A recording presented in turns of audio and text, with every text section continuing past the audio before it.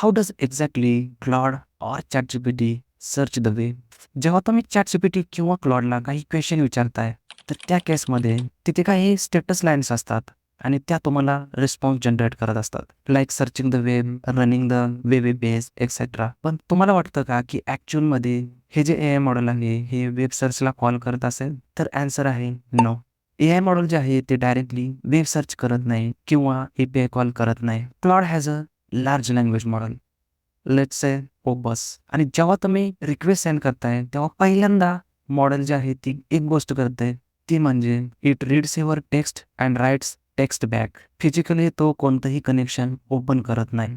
तर या केसमध्ये तुम्हाला क्वेश्चन पडला असेल की how does the web search happen? तर हे एक रिअल टाईम एक्झाम्पलने समजून घेऊया.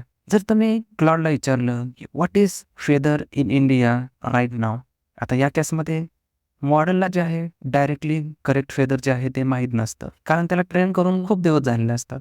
पण मॉडेलला एक गोष्ट माहीत असते की ती म्हणजे आपल्याकडे एक टूल आहे जो वेब सर्च नावाचा आणि तो अवेलेबल आहे. आता त्याला कसं माहीत की वेब सर्च जो आहे तो एक्झिस्ट आहे? कारण क्लॉड ॲप्लिकेशनने ते त्या मॉडेलला सांगितलेले असते. तर या केसमध्ये मॉडेल एक स्ट्रक्चर्ड नोट तयार करतो. Like please run web search with query India's current weather. At this point nothing will happen. कारण ती नोट एक फक्त टेक्स्ट आहे. नेक्स्ट टाईम ती नोट जी आहे ती सेंड केली जाते क्लॉडच्या इन्फ्रास्ट्रक्चरवरती. आणि क्लॉड इन्फ्रा हा एक नॉर्मल सॉफ्टवेअर आहे, जो रिअल सर्व्हिसवरती रन होतोय. तो वेब सर्च करतोय, एपीआय कॉल्स करतोय आणि बरेच असे काही ऑपरेशन जे आहेत ते क्लॉड इन्फ्रास्ट्रक्चर हा जो सॉफ्टवेअर आहे तो करत असतोय. तर या केसमध्ये इन्फ्रास्ट्रक्चर जो आहे तो रीड करतोय मॉडेलची नोट आणि makes the real search request and get back with result. And infrastructure convert this same result into the plain text and return the text to the model as part of the conversation.